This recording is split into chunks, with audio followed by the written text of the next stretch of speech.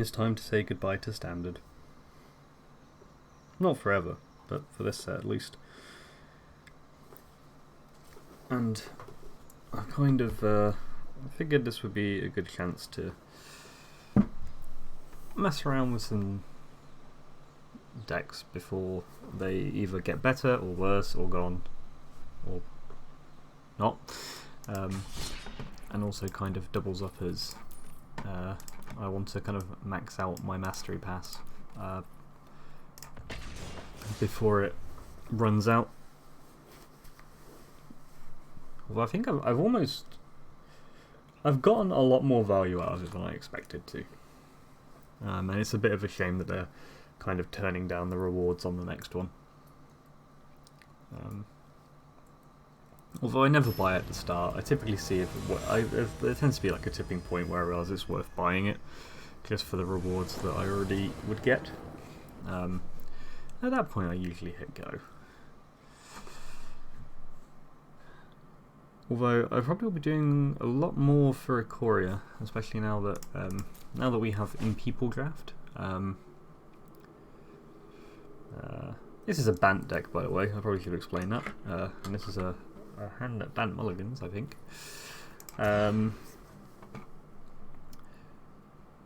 This is likely the same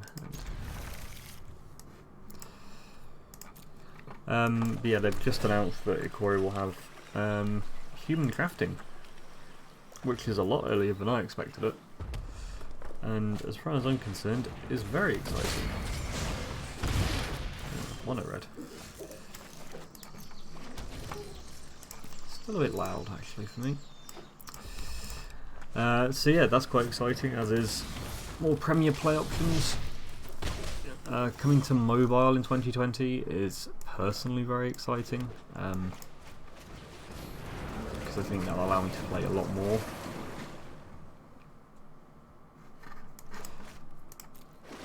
I mean, I still wish they would bring it to Switch.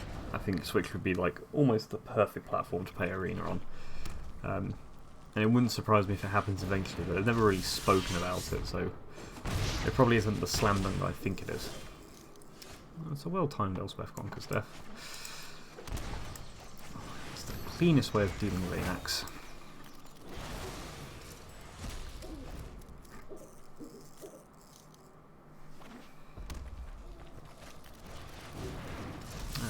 Second Anax. So yeah, it seems like a good... It's just this continued theme that the Arena team just seems to really get it right now. And they're providing a lot of what the player base is asking for.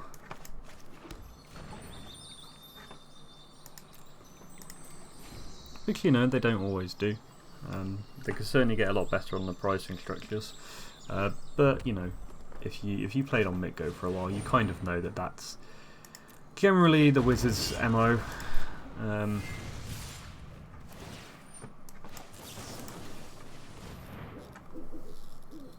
Like, they are fairly stingy with their prize offerings and whatnot. It's one of the main reasons I never really played Mitgo as hard as I could, is it was just such a grind to get anywhere. I guess that doesn't matter. Okay, well the Shatter the Sky was pretty much perfect. Well, I think I might still be dead anyway.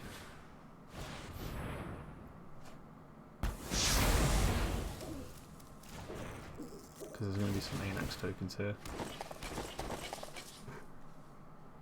Yeah, I'm dead anyway. Oh, well... no.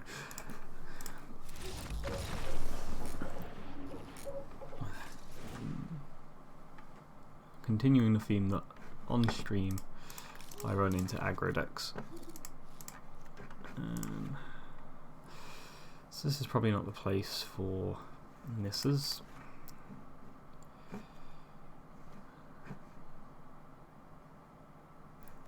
Not a great place for Elspeth, especially when you've got the Devout Decrees.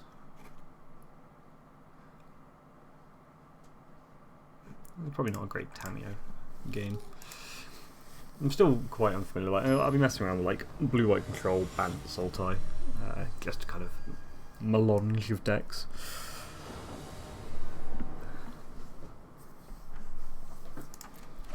I think blue-white's the only one I. Oh. This might be okay. Blue-white's the only deck I kind of know fairly well. The other two I've just kind of like slowly picked up the cards to play them. And I thought I'd experiment with them because I can't see them getting worse with the new set. I can see them getting better, particularly Sultai, because it's going to get the Triome, so the land is going to be a lot better.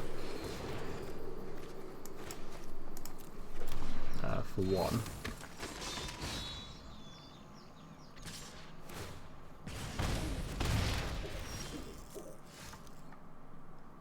This is a lot of land.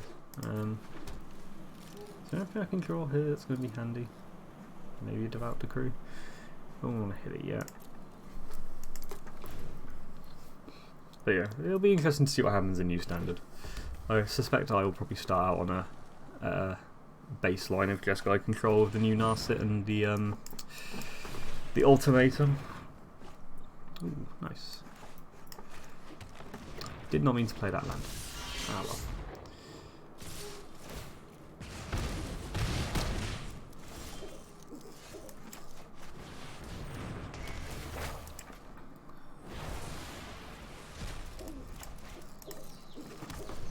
But yeah, the set seems interesting. I have no idea, like, Companion kind of, it doesn't necessarily worry me, but I feel like there's certainly better things, or bad things that could come from that.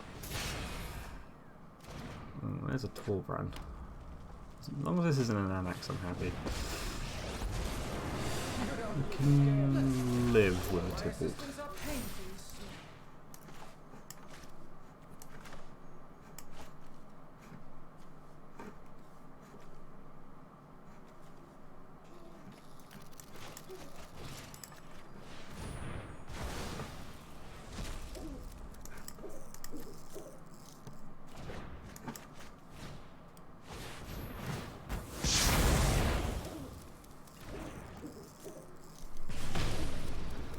Really need to find some sort of life gain here. This is just Torbrand and no burn spell. This is quite nice. Alas.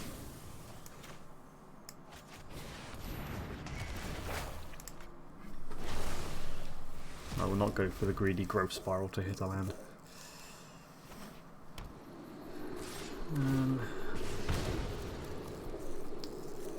Still not fully out of the woods. Oh, and now we are dead? Not quite dead, but very close to dead.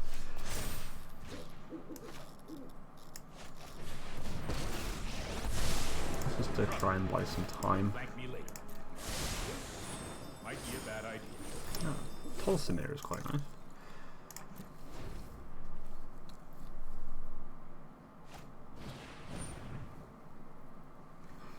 Yeah, allow this to resolve in case Aethergust is going to hit a burn spell or something like that.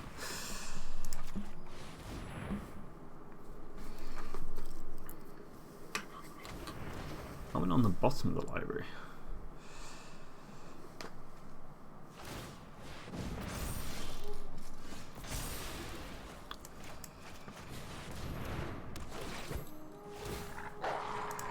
Gaining 3 life and killing that spit is quite nice. No, I am not making this up as I go. Still not fully out of the woods, but this feels like certainly feels like a better position. Torbrand was not an ideal draw though. That's more like it. I mean, definitely have the walls up.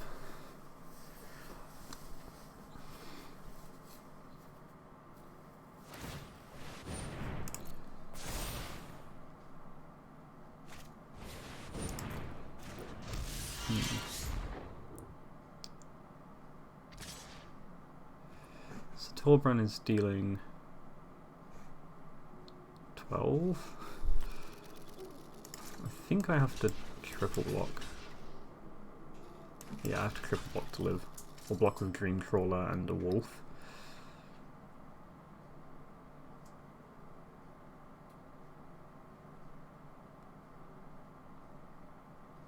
Yeah. Oh, I know I have to because of First Strike, so. We all gain a bunch of life.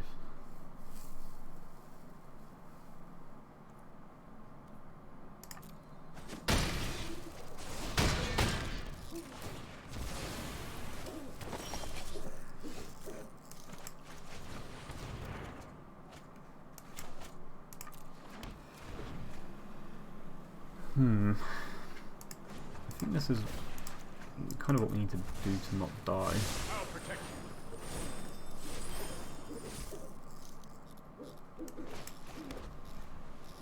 you. Okay, I think we can live with that for now, and cast the Hydro Crisis for full next turn. Although maybe we wanted to find a removal for Anax instead. You can tell how unfamiliar I am with this matchup. This is going to be annoying because this Castle Embereth is going to make this an unfortunate block, but with Anax not being played, that's actually quite nice because the Crisis should provide plenty of stuff. This is for 7. I think it's actually worth paying the 2 here. Oh no, I can't pay the 2.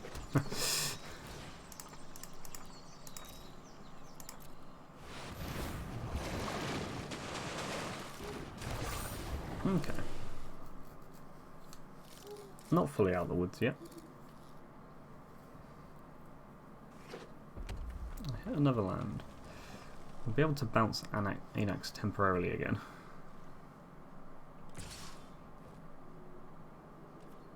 And Embereth does mean this Hydro Crisis will die, but I think that's better than the alternative, which is dying, so.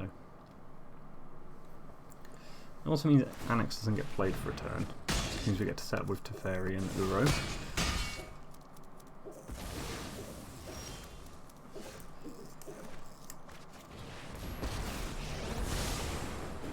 I'm going to play the Uro first in case we draw some sort of counter spell for this Embercleave. We could potentially put it away.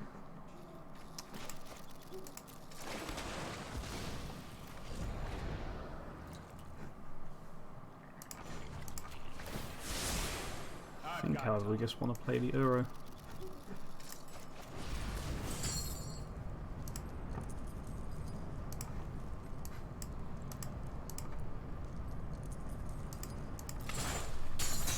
Going up to 10 seems solid, and we still have the option to bounce Anax.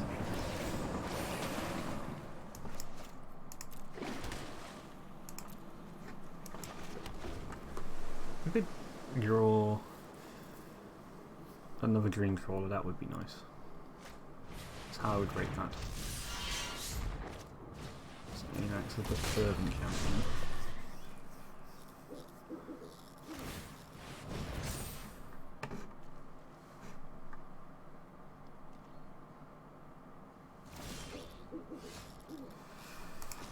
Okay, let's bounce Anax. I won't, don't worry. I got it. Let's attack with Uro. Draw another Uro. We're going to be chaining Uros.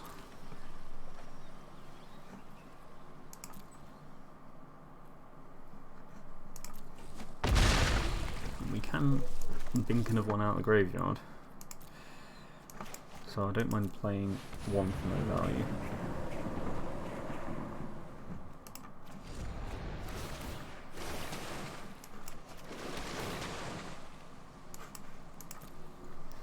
Get all these lands out of the way.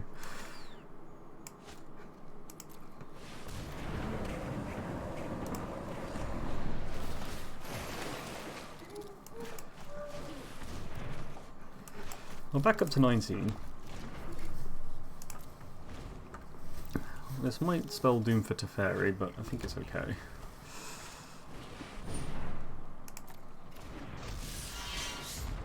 think we just want to keep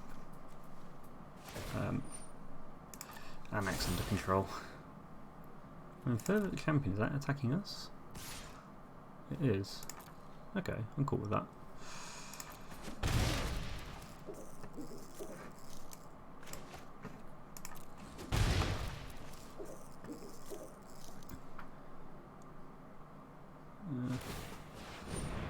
Kind of lucky they didn't activate Breath there.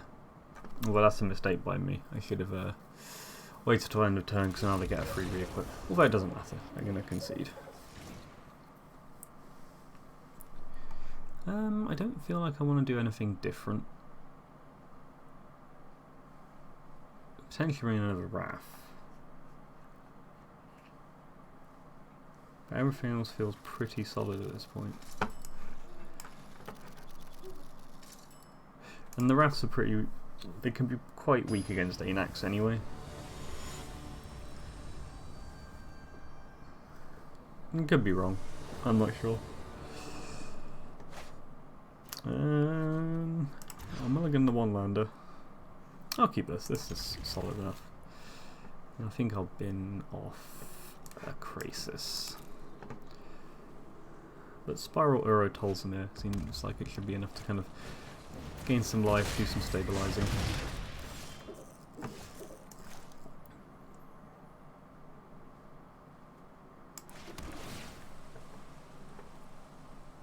I will take that. I'm going to have to shock myself with 2 at some point, but c'est la vie.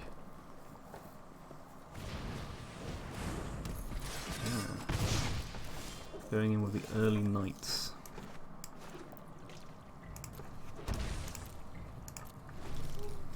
So we're going to get hit for 5 here. Possibly more if there's another Fervent champion.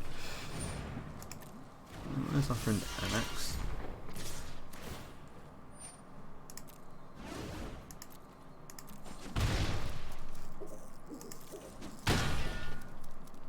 I suspect we'll devout Decree.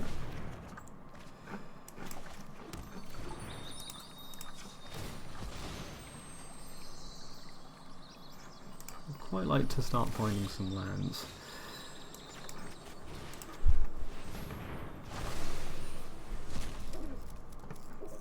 Oh, that shatter's nice.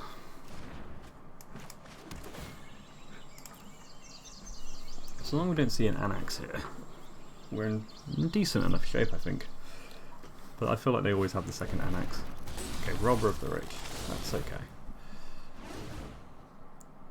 Oh, but they get the shatter. Because we have more cards in hand. Robber of the Rich is such a weird card and I really don't like it.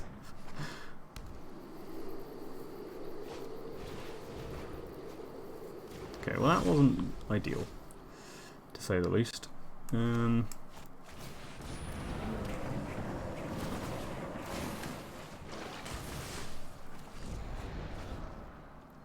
That's just going to be a dead one. Well, that's unfortunate. Maybe... well, I couldn't really play around the Robber of the Rich if I can really put the shatter on the bottom. I just didn't realise that card worked that way. Well, I do know that card works that way, I just don't think to play around it. I'll go for another one with Bant.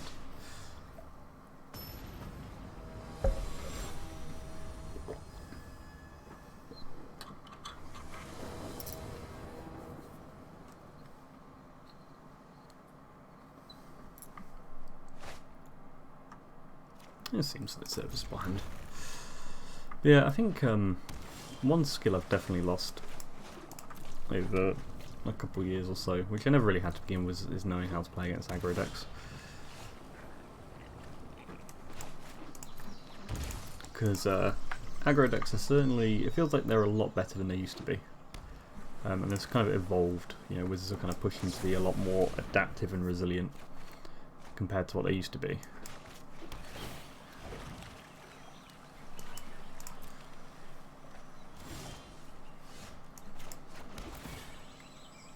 Whereas it's definitely not the kind of aggro decks used to have where, you know, one Wrath would win you the game, or if you slowed them down, if that was it, you know, they get these kind of long-term cards that make it a lot trickier. Like, I mean, cards like Anax and Experimental Frenzy and Rekindling Phoenix, you know, I find very frustrating to play against, but I think they are probably sensible designs for the health of the game.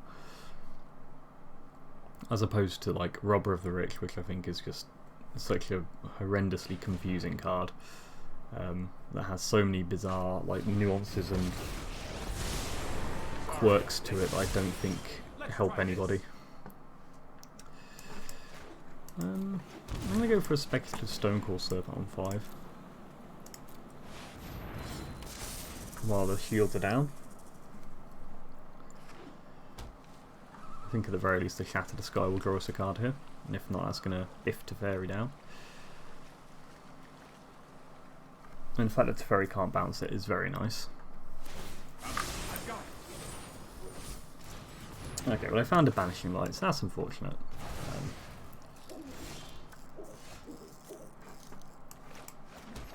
Played a Fable Passage beforehand to get around Mystical Dispute.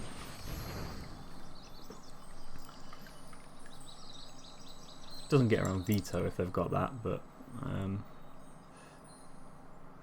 that's how it be sometimes. Cool.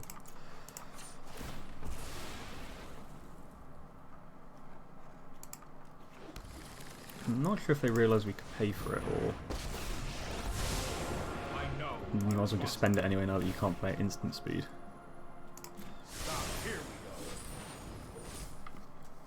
I mean, if Teferi survives, we get to drop our Dreamcrawler, which they don't have an answer for. Do very mean things very quickly. Okay, well the Elspeth Conquers Death leads to the same resolution. Oh, I've done the hero thing before.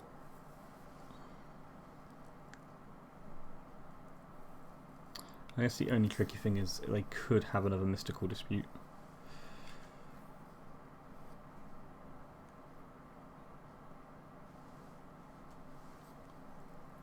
Having these two Ether Gusts in hand is quite annoying. Yeah,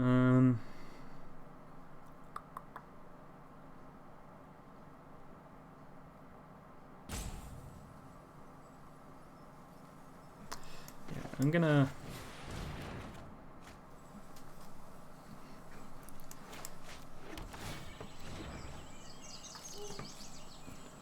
really don't want these right now. I'm going to try and look for a better window for the Dreamcrawler. Although, maybe that would have been the best window we have. It's one of the frustrating things about Teferi is just... I like playing with Teferi, but fundamentally the card is one of many that are just horrendous designs from Wizards as of late, of just why do we need to have cards that fundamentally allow people to not play the game? Right, that just doesn't make sense to me. Yeah, they did have the second dispute. So we're not in great shape at this point. Trust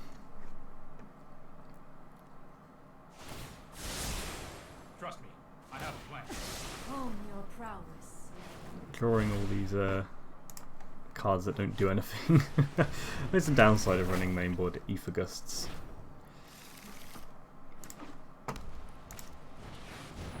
Oh, mainboard Archon.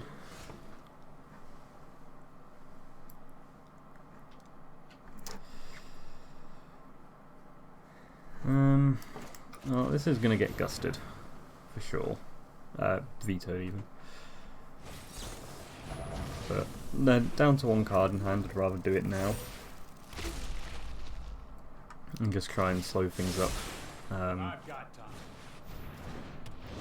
So, you know, say if we draw like a Shatter the Sky here, there's more chance of it resolving. Okay, that'll be enough though. But yeah, it's one of the downsides to Teferi as a design. It's just making everybody to play at making opponents play at sorcery speed. It's just, I don't understand what the logic was behind that ever being a good thing. Well, the Gust can definitely go. The counter magic's weird because it can win you the game, but like that, actually can just kind of rot in your hand.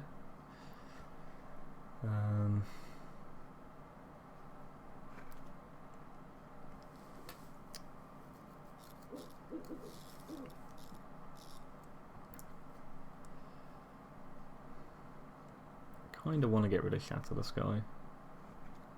I think I'll keep one in because it's just one of the rare ways that you can deal with a green crawler. Actually, I think I'll keep them out on the play.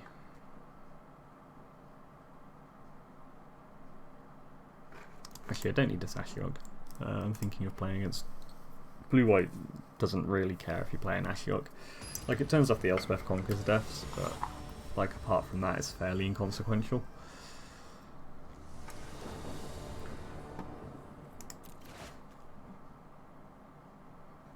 I'll keep this. Like, this hand's like fine enough to keep, but it just kind of like the problem in this specific kind of match, or any match against blue-white, is that you really on the draw want to have the ability to have a Teferi on turn 3. And that's very hard for people to come back from.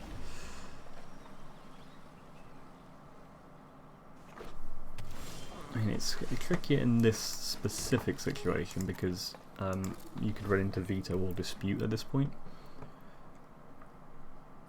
It's just all about finding the right windows to do things in. And of course, the problem is that, if the opponent goes for a Teferi here, it's very hard for us to deal with that.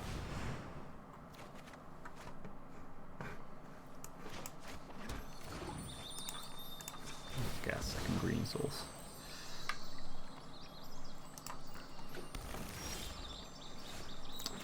Okay, well that veto will make me go for that, I think. I mean, hopefully I don't have a double counter. Okay, well I had a veto anyway. I also realised I didn't keep up the right mana for veto, so it doesn't matter anyway.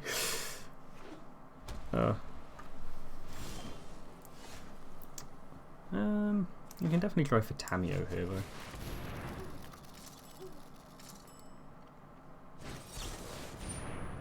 Sinister Sabotage. I haven't seen that one instant out of blue-white for a while. Okay, well, I'm going to return this Teferi to my hand.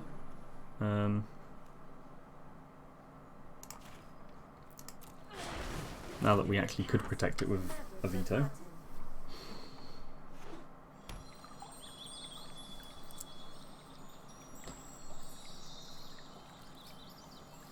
Tamio is like an interesting one.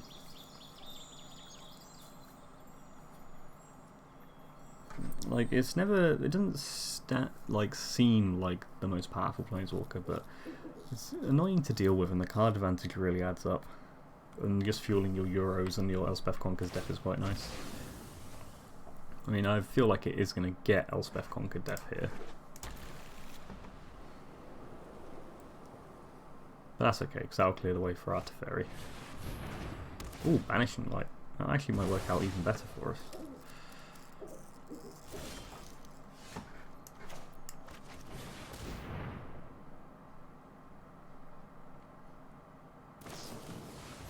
Home of the Sea. Although you will note that once again I have tapped. Just do not have the mana to make this play with the veto. But I'll hopefully draw a land here and be let off for that. The moon looks intriguing tonight. I can also just return this dispute for a counter wall. And that's the kind of the fun thing about Tamio, is that it's not permanent, it's just any card. Sometimes you get that extra land you need, sometimes you get a counter spell. I just want the extra backup counter spell, because if they go to kill it here, then this is where the dispute can work, because Teferi's locking things out, and I can hold the veto for an Elspeth Conquer's death or something. Oh, Agent of Treachery was a nice one. What do I most want from a Tamio here? Nissa. Probably Nissa. That will just put To the library. That will then provide the kind of second piece of this puzzle where we're applying a lot of pressure. Instead we milled 4 lands. Here goes nothing. Let's go for the Uro instead. There we go. Ooh, Growth Spiral.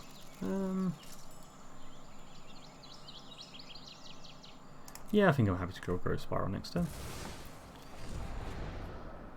Okay, so the plan is whatever they play here, if it's some sort of permanent, we Agent of Treachery it. If it's this, we counter it, and then play the Uro next turn to try and apply some pressure. Okay, that will be enough to do it though. Chameo, very good.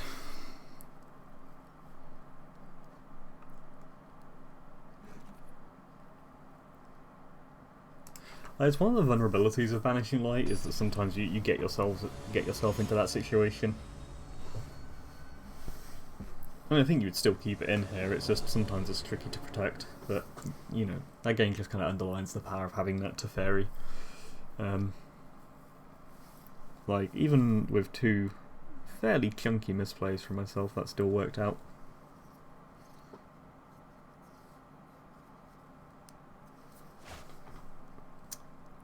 Huh. I kind of like this. 2 counters, Growth Spiral, the Agent. That allows us to fight off an early Teferi or something, and the land's fine.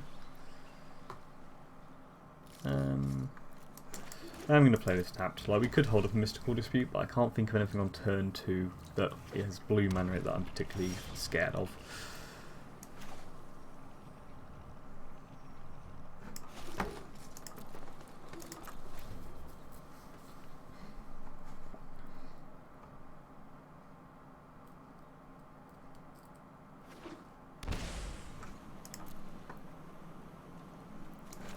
I went for the early shock.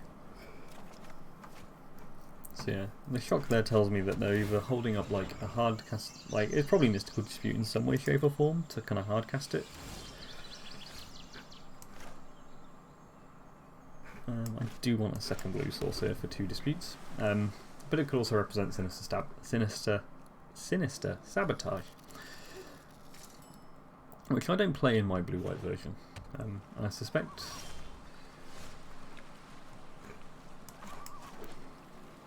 I'm going to set up for Teferi next turn to play it off the blue and then have 2 disputes up. And something quite crucial happening here is our opponent is only on 4 lands. This has kind of turned into a control mirror, and one of the absolute key things in a control mirror is who has more lands. If you win the land war, you probably get to win the whole thing. Just because it unlocks a lot of situations like this.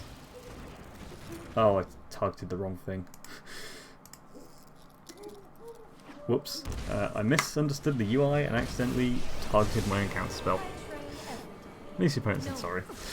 Oh, that's frustrating.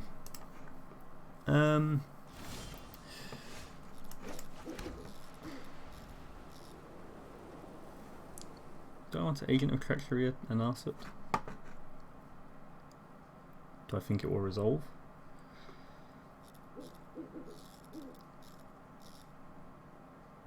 I mean, they would have disputed. I think they would have disputed last turn instead of using 2 vetoes because we couldn't pay for the dispute. Well, I mean, what you're representing otherwise, negate or another Dovin's veto. So I think this will resolve. Sick. But I am just the trick for this. But yeah, what I was saying is, like, if you win the land, like, it allows you to win those kind of counter wars. Ooh, targeting Agent of Treachery with Banishing Light is a dangerous game to play, to say the least.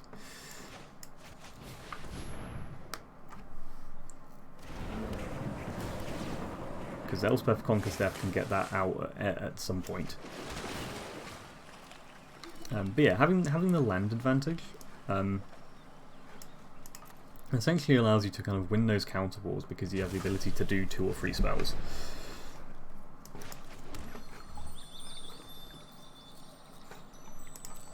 I'm not going to go for the Uro just yet. I feel like this Elspeth Conquers Death is going to be fairly key. And when it recurs, I want it to recur to Fairy.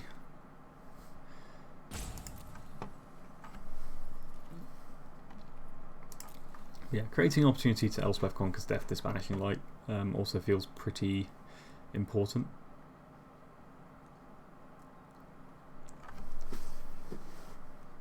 Like, I figured they would put Narset in it, because you always have the option of Teferiing your own Banishing Light in that instance. Scry to the top. Omen of the Sea main phase is a poor choice with Narset out, especially when you've already scryed to the top. Well, that worked out well for us.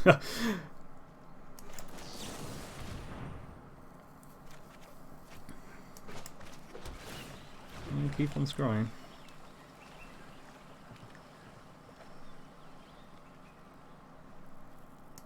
Mystical Dispute is nice there.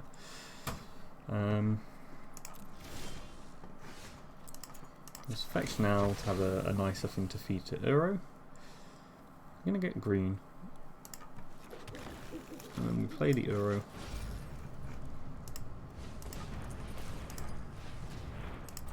Nothing makes opponents worry more than when you're tapping your mana manually.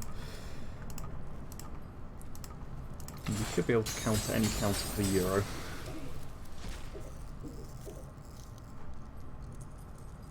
We couldn't counter like a double Mystical Dispute or anything, but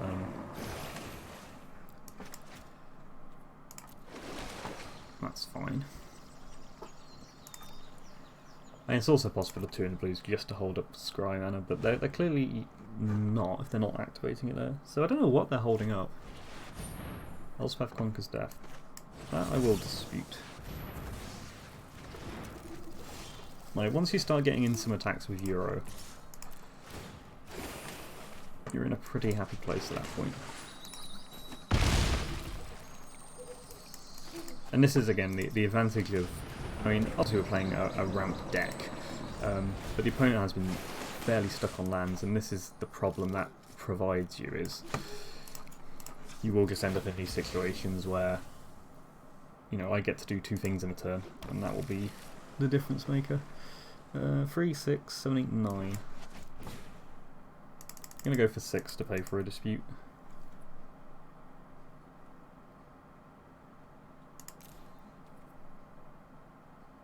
Am I counting right? I'm not counting right. I need to pay for 4.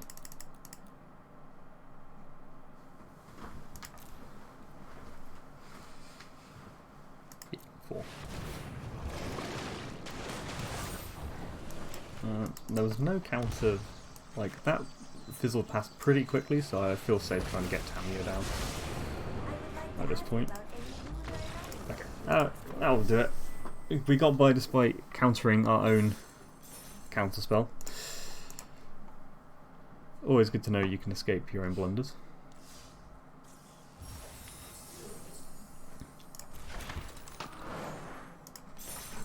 Just keep earning those mastery points.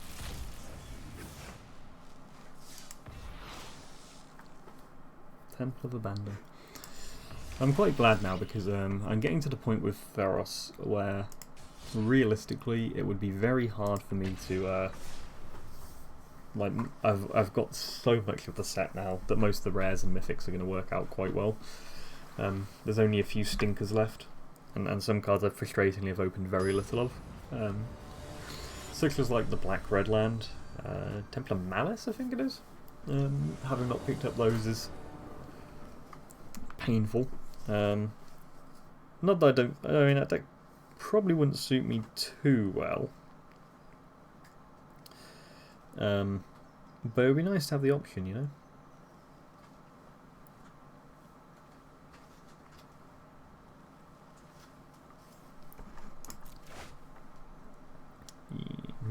That's going back. This isn't though.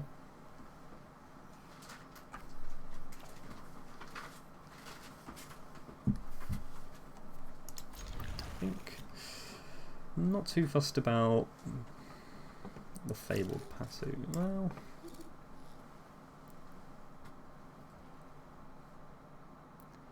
I want to play the Spiral on turn 2 because I need to keep these two. Yeah, I think it's the Fabled passage.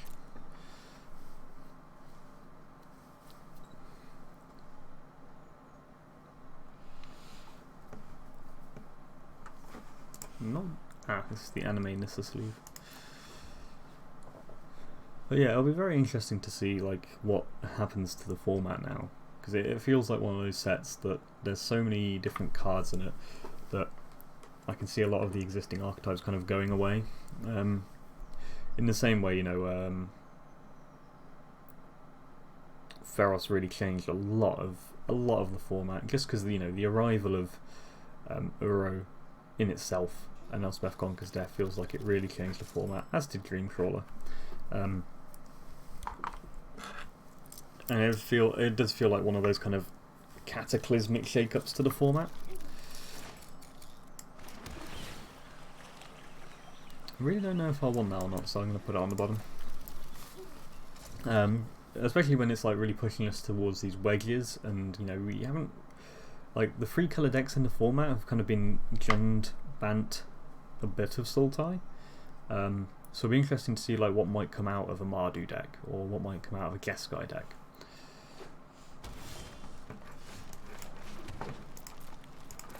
In just a way we haven't seen in a while.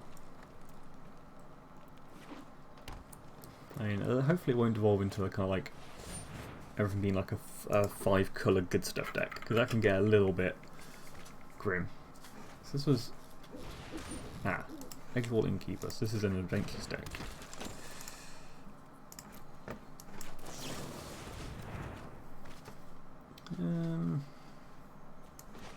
Yeah.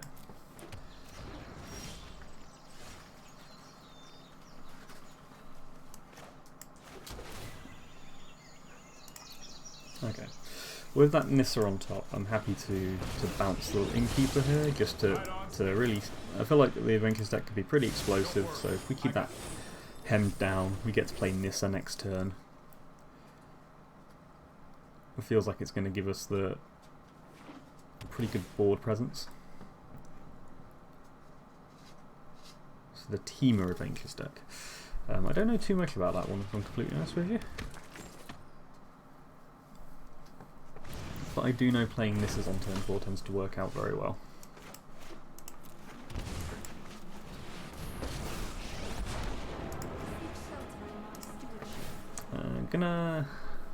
Unfortunately don't have a breeding pool.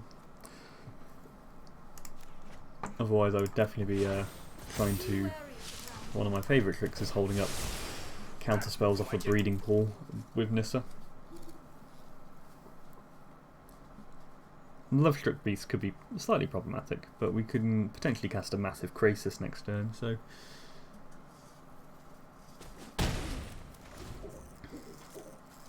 That can deal with the beast and obviously kind of give us a lot of help. Beast. Cool.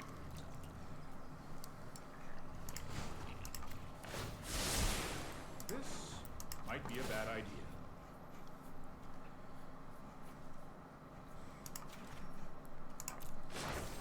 Behold, nature's true power.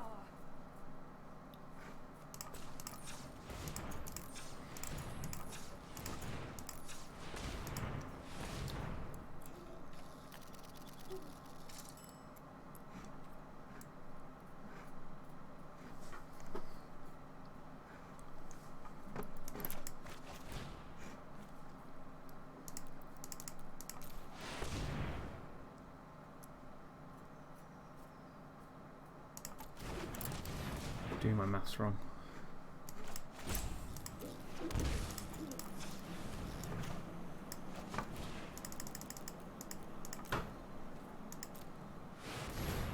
There we go.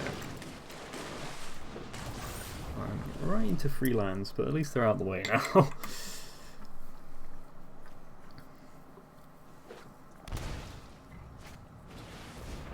Great Henge. That feels like in the long term that could become a problem.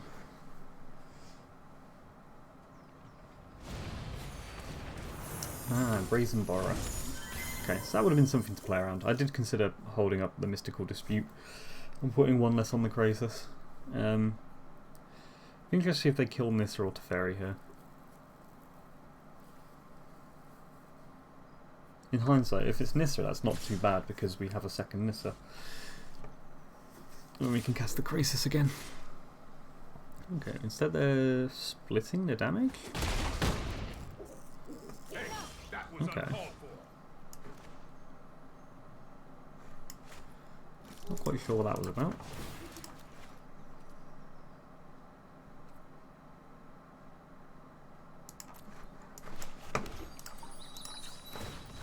Let's get a forest.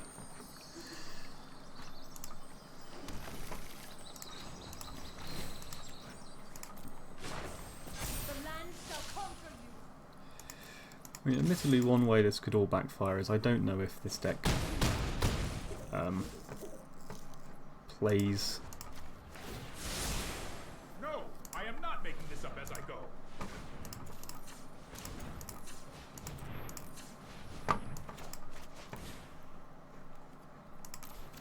Storm's Wrath or something. I think, is there a better way to do this? I want to hold up blue. I'm sure it's fine if I don't draw the extras. White.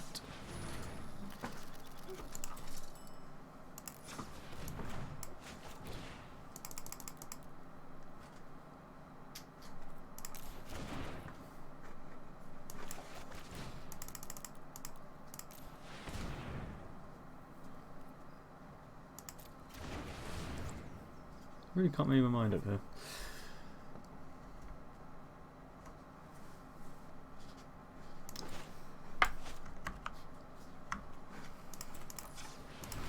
Okay, I'm not going to hold the Mystical Dispute.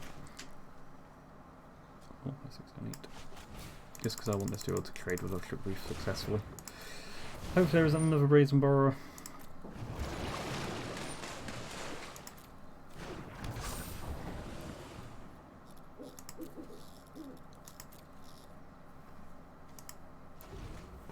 I mean, even if so, like, we've got a lot of pressure here. Like, even if they bounce that attack down the Planeswalkers, which they're going to do, it's like, we are constantly generating threats, and we have another Nissa, another Teferi.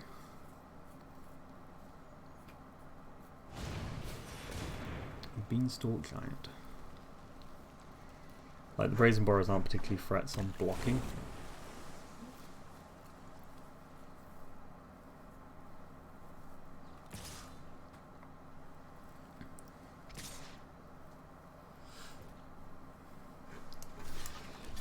I also do get to block this soldier.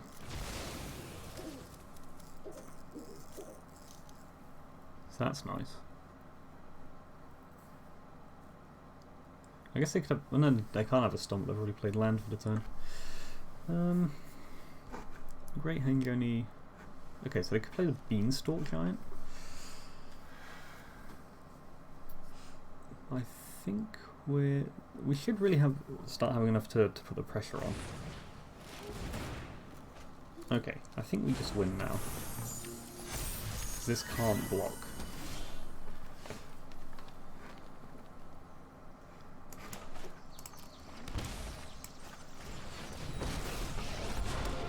In this land, we are all connected. Harness the elements. Bounce the Edgewall Innkeeper. Cool. Well, I got a little bit dicey there. Not quite figured out the intricacies and nuance of Nissa mana. Okay, this seems like a good Agent of Treachery game. I don't know if it's a Shatter the Sky game necessarily. At least not the extra one.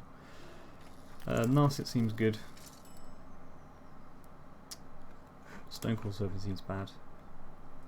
Tolsimir could be okay.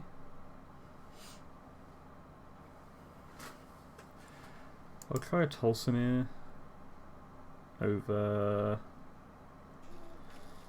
Over what? What is Tolsmir better than here? Nothing. I want the Agents of Treachery, I think. I feel like there's going to be good things to steal. Is Narset that good? Probably not, actually. Gust is going to be hot, solid. High grade Crisis seems fine.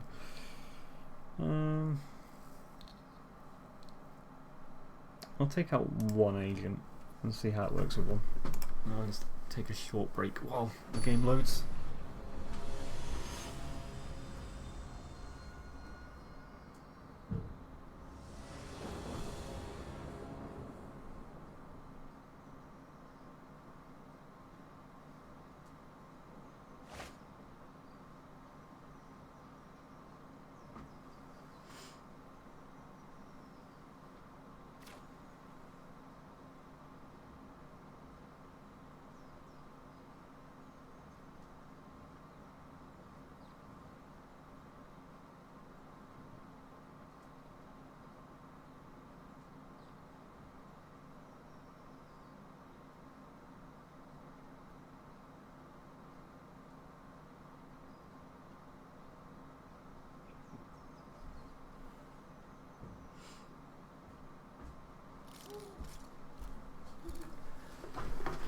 Ooh, this is this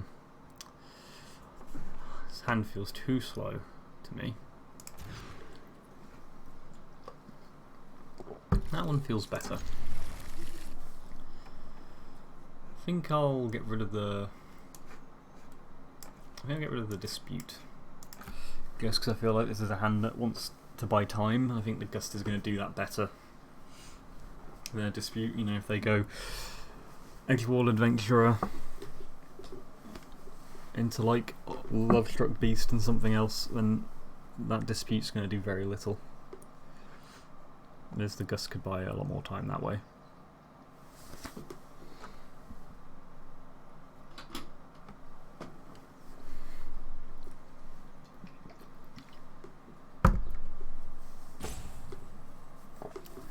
It's taking a little bit of. Okay, there they are.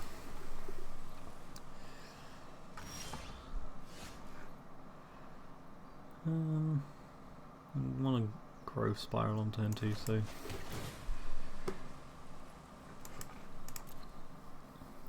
I possibly scry lands to the bottom too aggressively with this kind of deck. I don't know how true that is. There's the Clover.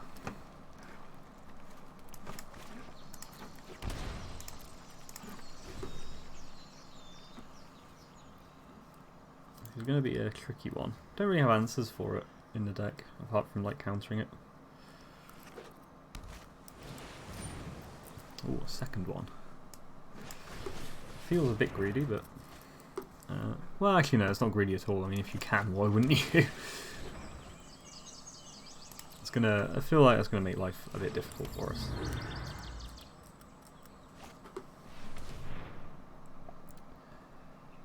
Incubation. Hoping for a whiff. Think Bone Crusher Giant. So something will get stomped pretty hard.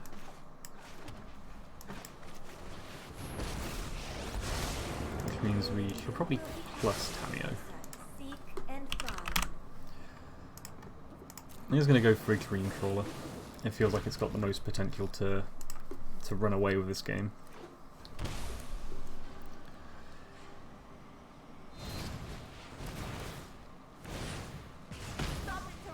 Oh right, yeah, it's a double copy. Well, I feel like it's still right to play it out. That's going to be tricky, actually, dealing with that. Let's see how Nissa fares.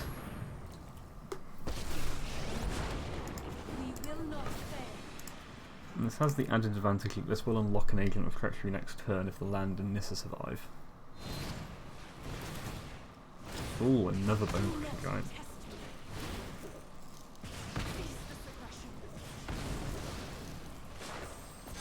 I feel like they potentially could have waited there to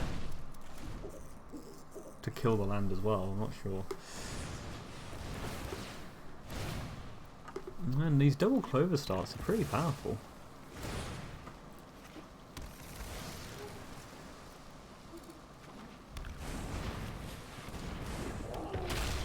there's a Bone Crusher. Get a second blue source that isn't attached to a creature right now.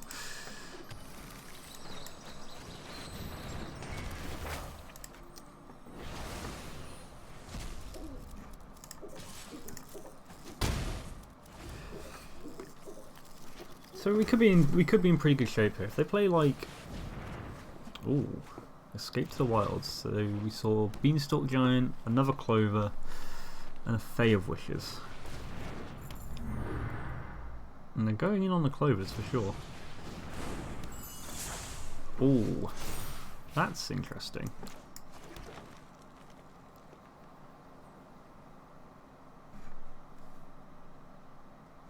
I can't really use the discarding element on that at the moment. I might as well try and attack.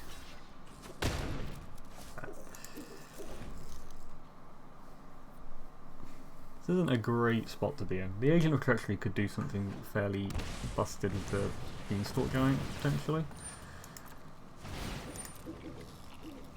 If we get to steal theirs. Just from a tempo perspective.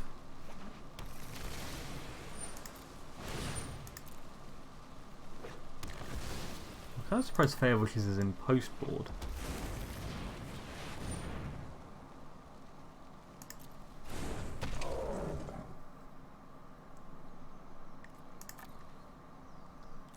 I don't know if they just want the evasive threat. Okay, well this is going to work out quite well for us, I think. So we get to return something from the graveyard, which is going to be Nissa.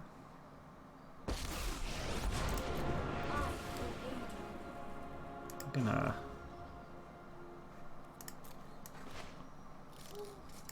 steal this Beanstalk Giant.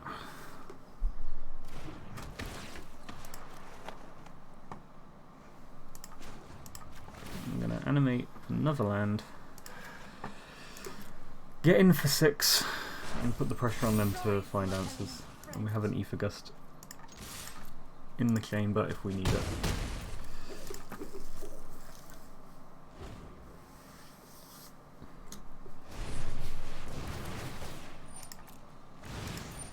Okay, so maybe I could see the appeal of being able to grant it 3 times.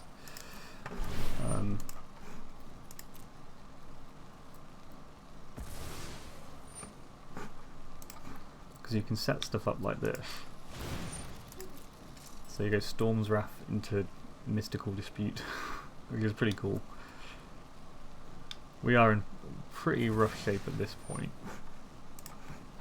They've got their own Ether Gust too. Okay, I guess that's why you do it. You can keep a lot of stuff in the sideboard anyway.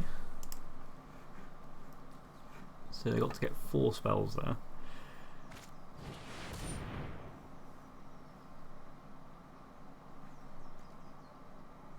That's not what I was expecting. So, because the lands are elementals still. You look flammable enough. Which now means if they go for the Storm's Wrath, Ether Gust Nissa. Okay. I'm pretty happy where this is going so far. Okay, jeez, enough. I think the opponent doesn't realise the lands count as elementals.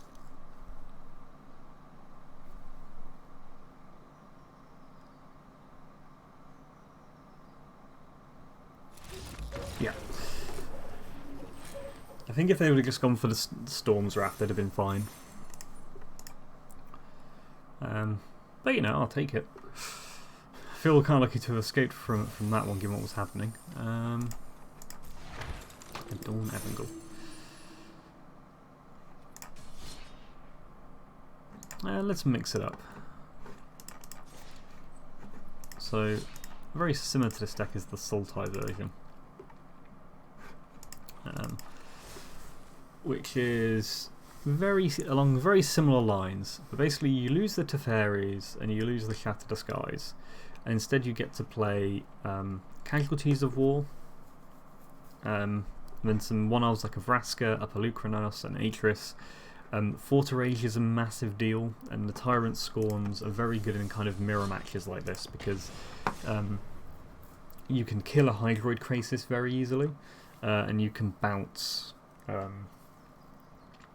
You can like bounce a Euro very easily. So it's a different take, and I have a little affinity for playing Sultai decks.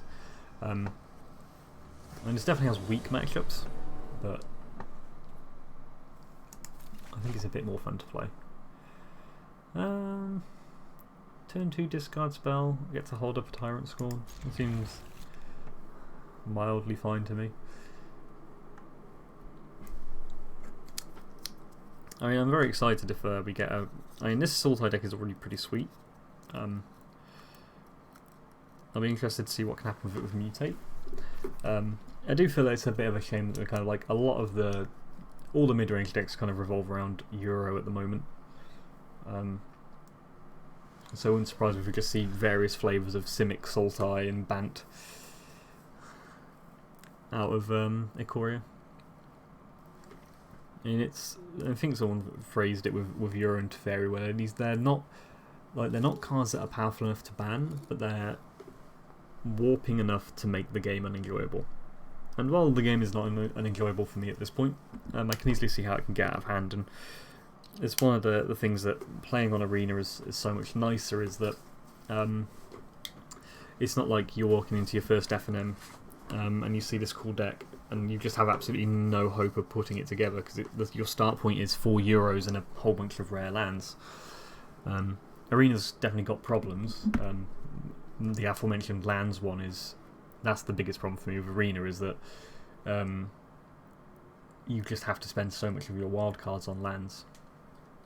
And you hate value picking them out of drafts because I mean, value drafting's never been particularly fun, unless it's, you're coming at it from the perspective where you are, you're at a draft, it's like Modern Horizons, you open a $60 card, like even if you're not playing it at that point, you're pretty happy. But there's something about taking like the rare land from the set that just feels a bit like, this is not fun and it's not that exciting either. It looks like our opponent has not turned up, which is odd. They entered the queue. It's a bit early for a Krasis. This happens like at least once a stream where we just get an opponent who either takes ages to turn up or doesn't.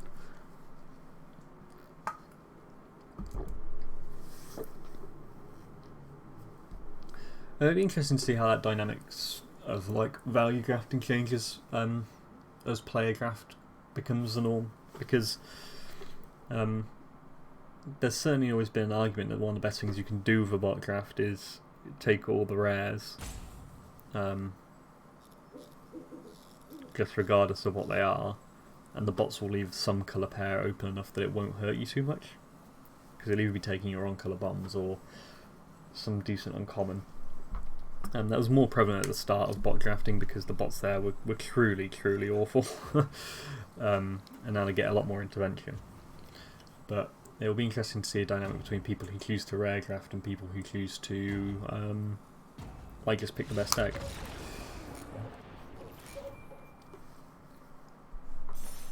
Well, I'll take a freebie. Well, I'll take a freebie off stream. On stream it's a bit annoying.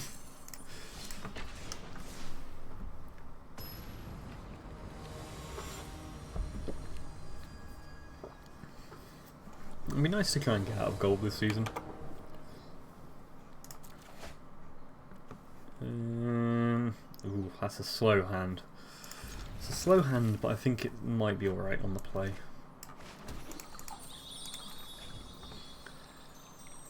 But yeah, it would be nice to kind of escape gold because it just feels like it gives you a better platform for future seasons.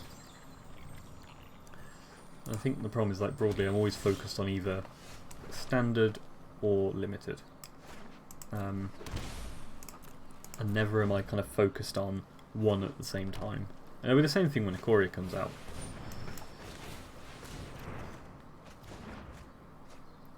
Well, I was hoping not to miss that land drop. Yes, this is Bant. This is a deck we were just playing. And Stonecore Serpent will be very good in this matchup if we find the lands. Unfortunately, it's not working out that way. It's possible I should have Force Erasure there instead. Because yeah, he would have taken the Teferi and got to Surveil. That's okay. It's one that can be pulled back. Trust me, I have a plan.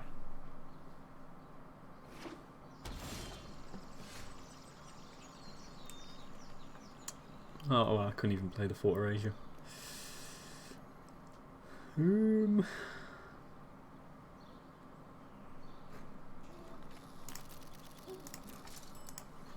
Well, it was a greedy keep, to say the least. I think if we don't find a land this turn, it'd probably be worth wrapping it. Okay, maybe against the Nissa it is anyway. Ritual of Soot is the kind of card that would dig us out of this. Behold, nature's true power. I'll protect you. Okay, well there you go.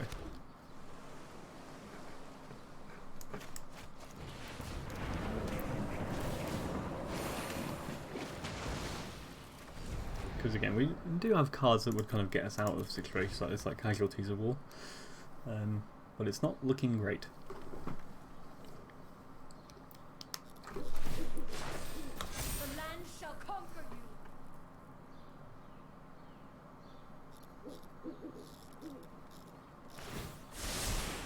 you. You really don't want to -3 this Teferi.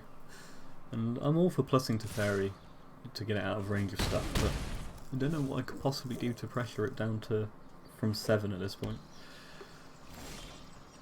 Okay, well that's a start. I'd much like to pay this for more, but sometimes you can't. I have started mainboarding Stonecore Serpent in, because in these kind of matches, I mean, it's not great locking up against the Nissa lands, but otherwise, it deals with a lot of stuff. Be wary of the ground. It deals with Theros, it deals with Krasis, it deals with can't be bounced by Teferi. You can do some pretty cool things with it.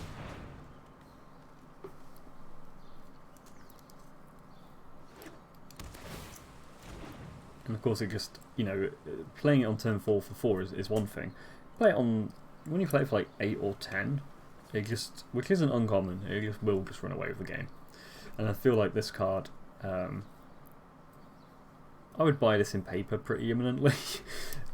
Given that we've just had a 3-colour set, and what it already does, I would absolutely feel like it's going to be a massive player in the next standard.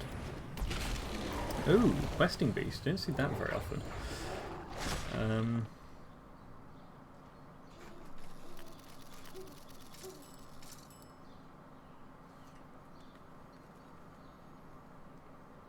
I think I'm just gonna take the hit.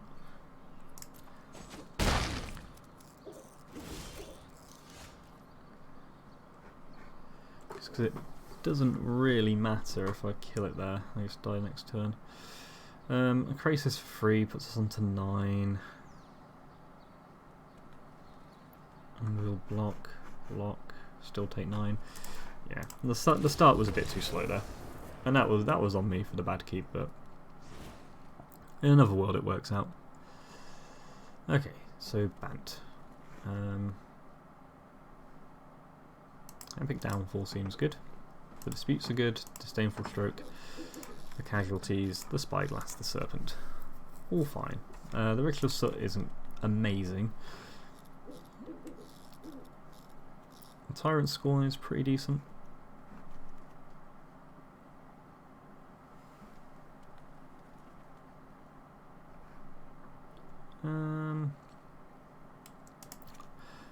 Atris can go, I think. What was this? I probably wouldn't be bringing this in if it weren't for the fact I just saw Questing Beast, because it only hits 0 otherwise. So maybe take one of those out. Maybe take out a 1 Scorn, 1 Krasis, take out 2 Krasis, and 1 Casualties. See, it's too late in the season for me to really pick up a new deck and have comprehensive sideboard plans. It's one of the downsides to Arena is, you know, when I used to play in paper, I would broadly pick my deck and when I'd have my deck. And I would kind of learn it inside and out to kind of know what all its quirks, all its strengths, all its weaknesses. Whereas now, that becomes a bit tricky.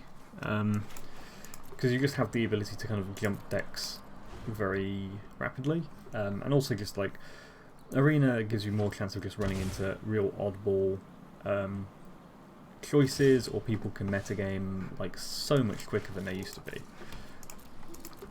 Like, you know, I'm sure in like a few days people have adapted to people playing Stonecore Serpents. It's just that kind of thing.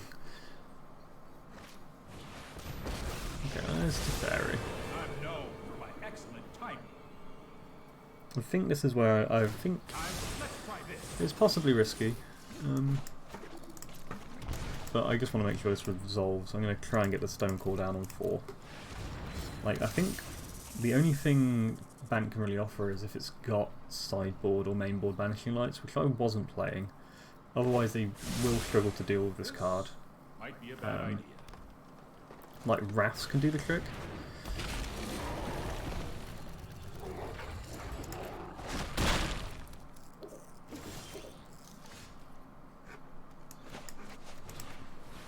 That's why I brought that in. And yeah, so now this Stone Core should provide a hell of a clock.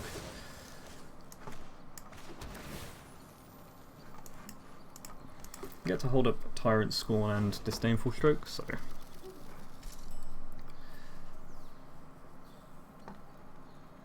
and again, that might be why this person's playing Questing Beast, is that it gets around the Stone Coil problem. So Uro, they're definitely holding up some sort of counterspell at the moment. I'm not sure which one it is. Probably Dovin's Veto or Double Dispute.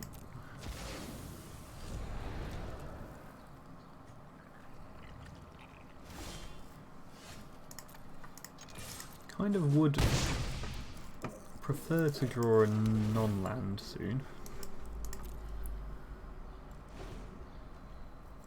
Although the Serpent's doing an admirable job. I guess the main thing to worry about would be like Shatter the Sky with counterspell backup. Tameo. I think I'd prefer for there to not be a Tameo.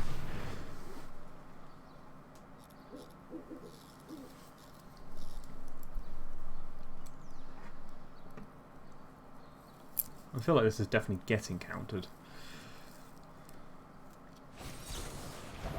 Yeah, that's fine. But the advantage is that the Serpent will crash your Tameo pretty quickly. I assume they're going to dig for Shatter the Sky.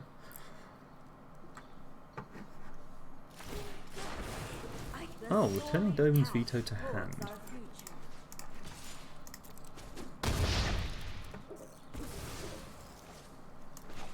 I'm certainly surprised by that. I'm playing the Fable Passage just to thin the deck slightly more, just because this deck is obviously so land hungry.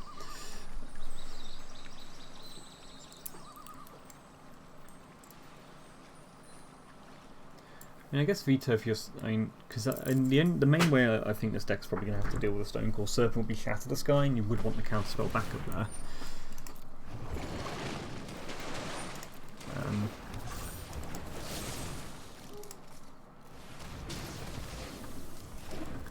In which case you'd probably protect it. If we can find another threat, I think we're in pretty decent shape.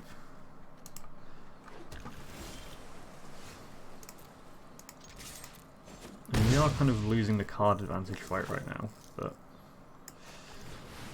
Lily definitely helps. I'm playing the breeding pool tapped because one way to get around the Wrath would be Tyrant Scorning.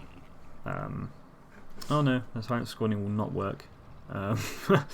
Well, I guess we can keep Tyrant Scorn up and we make them think about a counterspell. And I could play another massive Krasis. So this is going to hit Lily.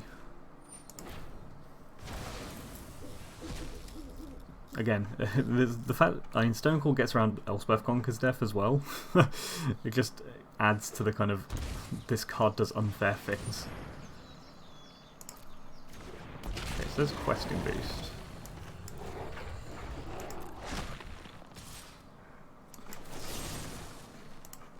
I'm just going to return this to hand. We just need to keep the pressure on as best we can.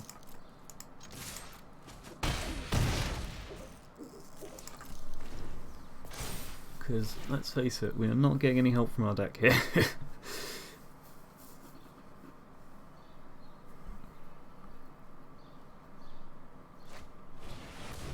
Okay, they've gone for a green crawler this time. If they can play the Questing Beast as well, that's going to be pretty rough for us. Because there is catching up a bit, so I'm going to get an Uro Teferi or a Tamiyo back next turn. Oh, they do have the Ashiok. What am I looking for here? Does anything win the game on the spot? Probably not. I'm still doing this now. Oh, right.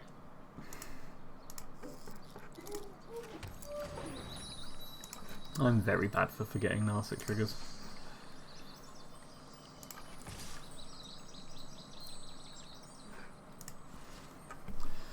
I'm going to attack down to 2, but Dreamcrawler will get at least 4 of that back, so let's deal with the Narset. That makes the Growth Spiraling there even worse.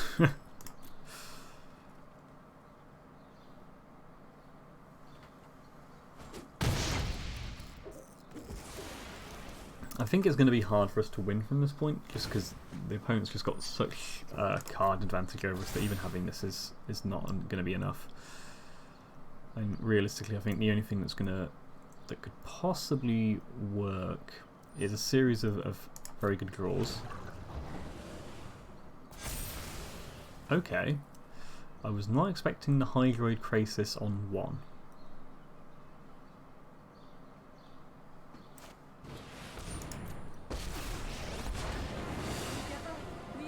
I was not expecting that. Okay, so here's Questing Beast. Yeah, the main thing that could save us here, given the mana tapped, is if we happened to draw the second Stonecoil Serpent and can play it for an obscene amount of mana.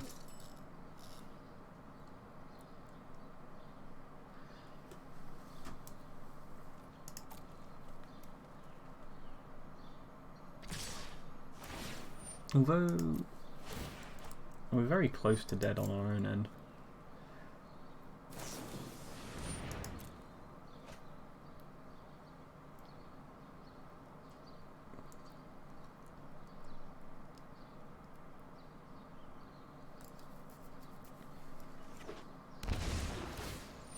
I can hold up Dovin's Veto now. I think in hindsight attacking that last turn was probably a mistake.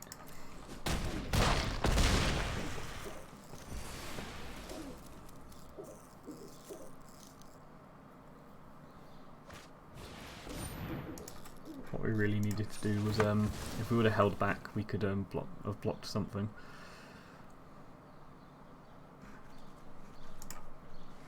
But yeah, I think it is Stonecoil or bust at this point.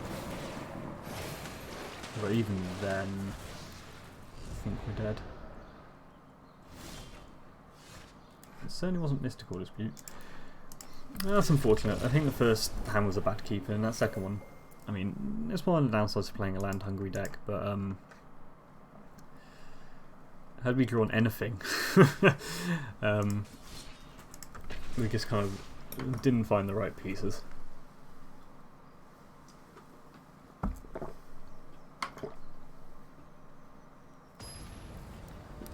But we're in Sultai back.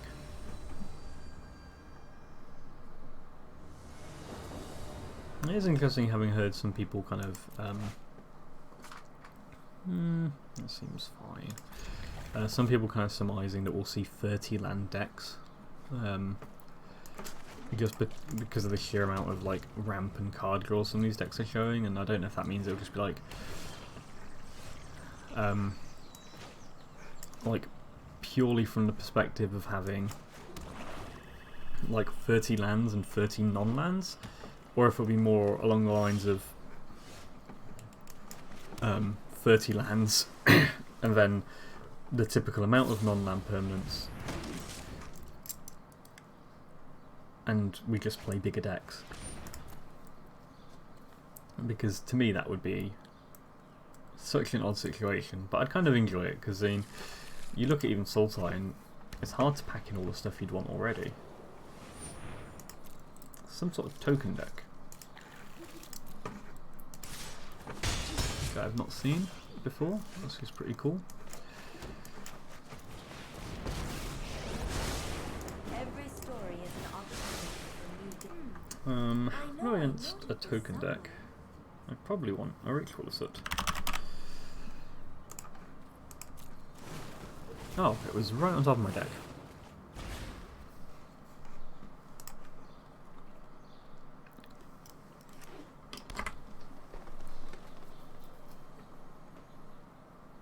That was neat. I mean, I feel like this deck probably actually doesn't deal with tokens particularly well. I will teach you if I have to light the way. Do not harm my scrolls. Ah, these do have vigilance.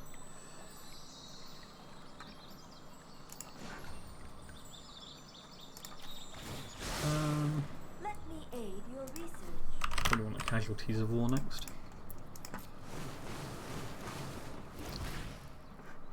Did not find one.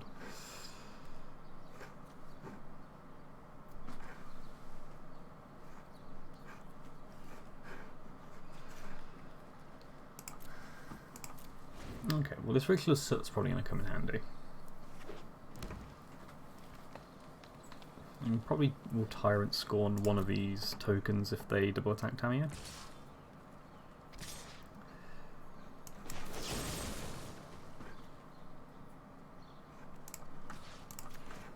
I'm choosing Return here in case they have... I don't know what to expect from this deck, in case they have anything that gives Indestructible, so I don't get blown out by that. So Return feels like it does the same thing with less risk.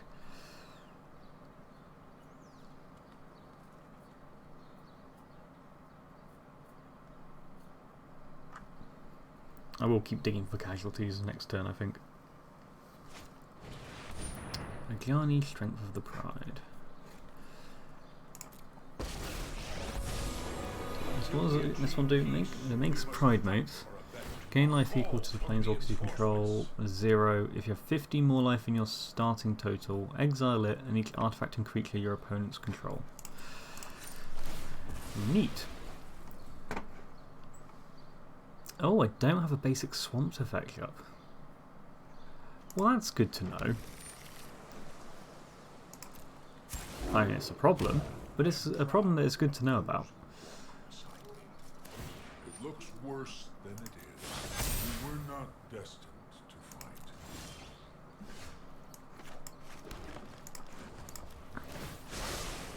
I think you will find my Yeah, note. choose a non-land card name. I'm still going to dig for casualties.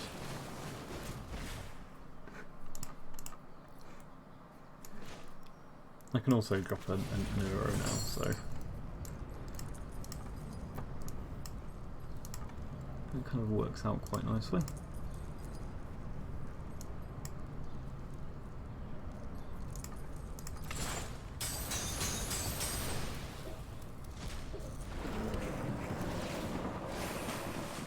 Another Aether Gust.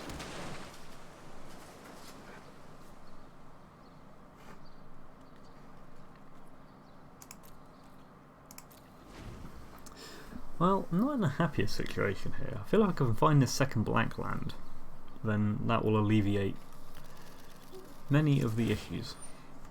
Okay, so we're now plussing that Ajani. The benefits of peace. And it can make this one Pride Mate very big, which is concerning. I will hold them off. A pure Second soul Pride Mate. can inspire others. If we can get away with no attacks here, that would be fantastic.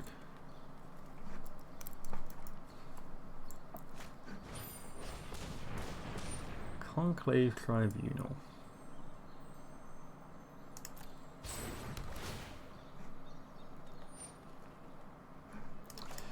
And there's very very few uses for this Gust in this matchup by the looks of it, so I'm just going to bounce it in response to the Tribunal.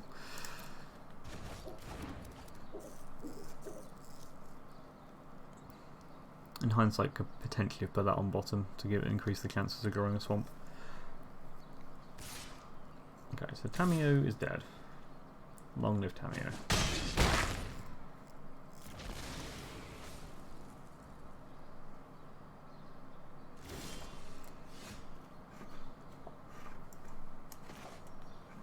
Do not tap that swamp.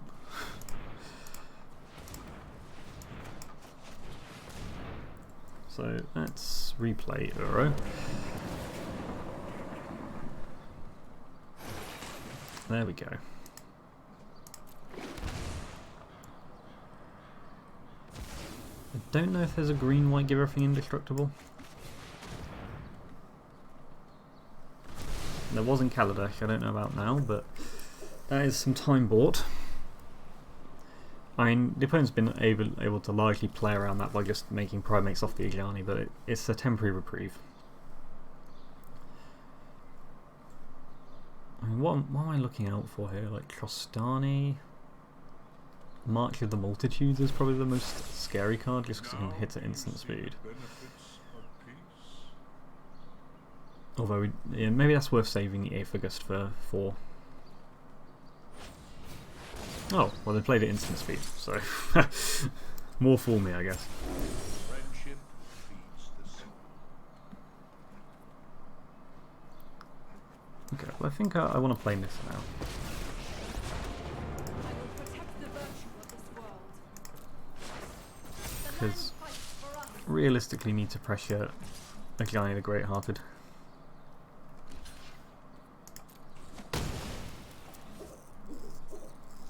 And then we still have the mana to play Euro number 2.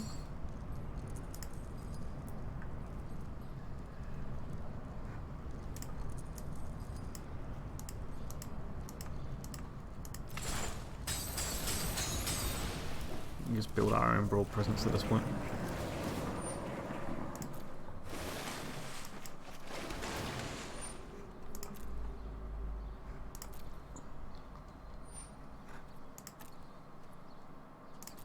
Slight misplay in activating a forest with Nissa instead of a breeding pool, because we can't keep up Aethergust now. But overall, this doesn't feel like an awful position to be in. Light shall always conquer darkness. I think we just need to avoid like one big hit. You realize I do. I mean, that does make things trickier. But I feel like the Hydroid Crisis next turn is probably the best play. Keeping up Aethergust for something nonsense. Like, I think the main things I'm worried about is another March of the Multitudes or a Flourish.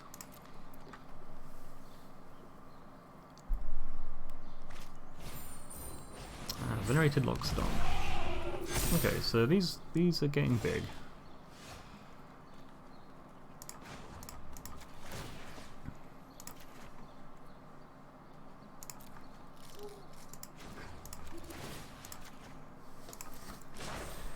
Harness the elements. Oh, I can make a Crisis that's bigger.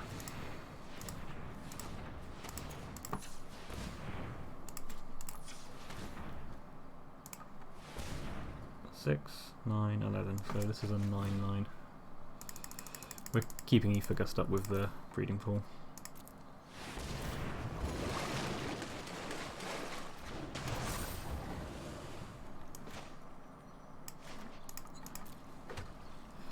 Okay. This puts us in a nicer position. Things like Tyrant Scorn, just being able to kill whatever the biggest token is at instant speed will be quite handy. Now, the one thing we do need to watch out for is this Ajani ultimate is pretty close. And we don't have a way of dealing with it. In fact, they can do it right now, and we might just be dead.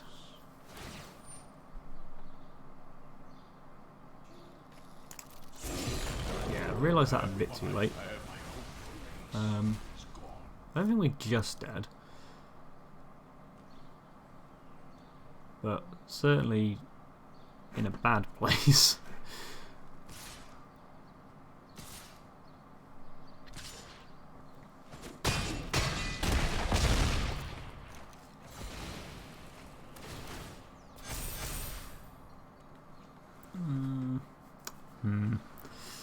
There were probably ways that could have been avoided, but you know, when you're playing against unfamiliar cards.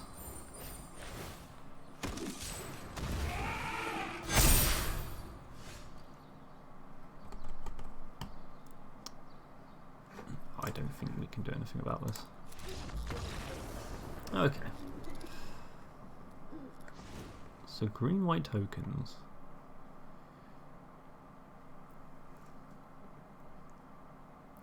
Ritual Soot seems good.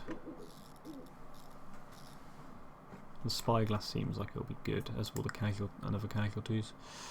Enter the God Eternals, I'm not sure about.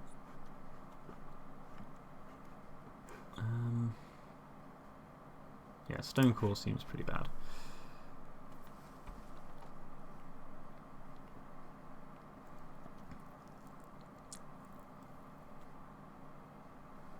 Doesn't feel like an Atris game.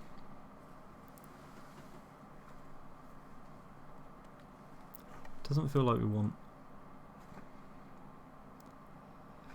Does it feel? I feel like we don't want the gusts. I'd rather have a disdainful stroke instead, because it feels like a lot of the key cards can be hit by the stroke.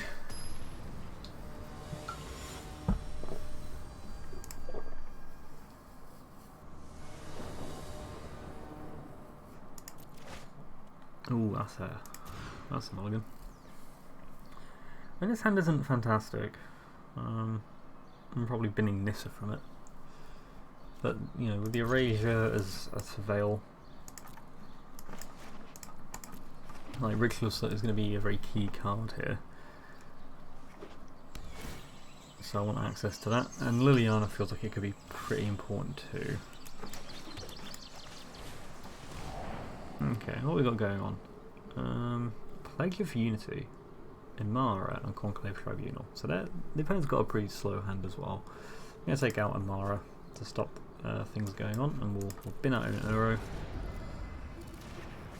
Because we need lands.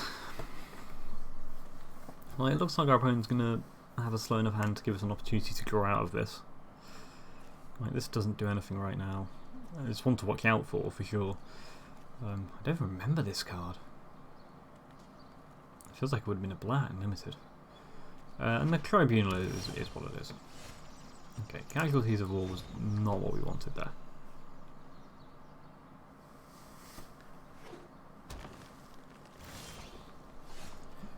Similarly, didn't really want Krasis. I think this was the risk of keeping the hand, but at the same time I was kind of thinking, you know what? There we go. I didn't see much advantage in a 5-land hand that would have been better than the upside of this one. Trostani Discordant, so I did think that was going to come in. Okay, fixing the land problems slowly.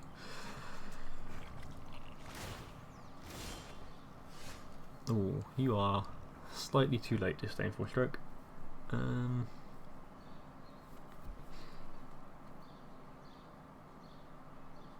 think it honestly might be worth casting Krasis for 2.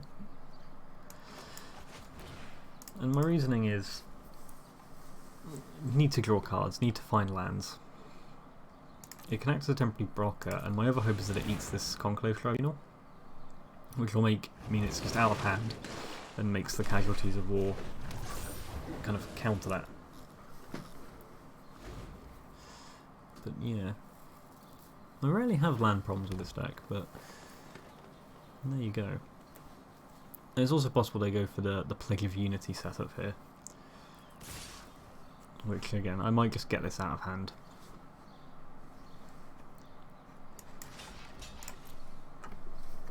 At least then, you know, don't have to deal with it. And we need to slow down the assault either way.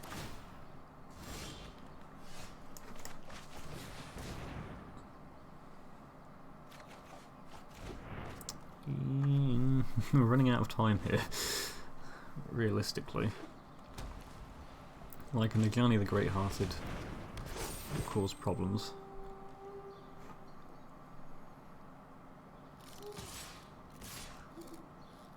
And we're going to be dead in like 2 turns.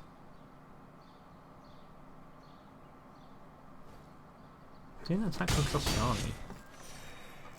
That's curious.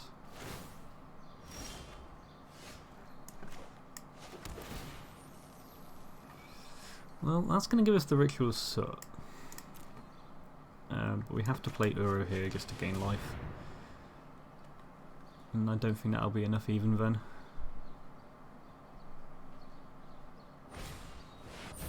Okay, yeah, we're just dead.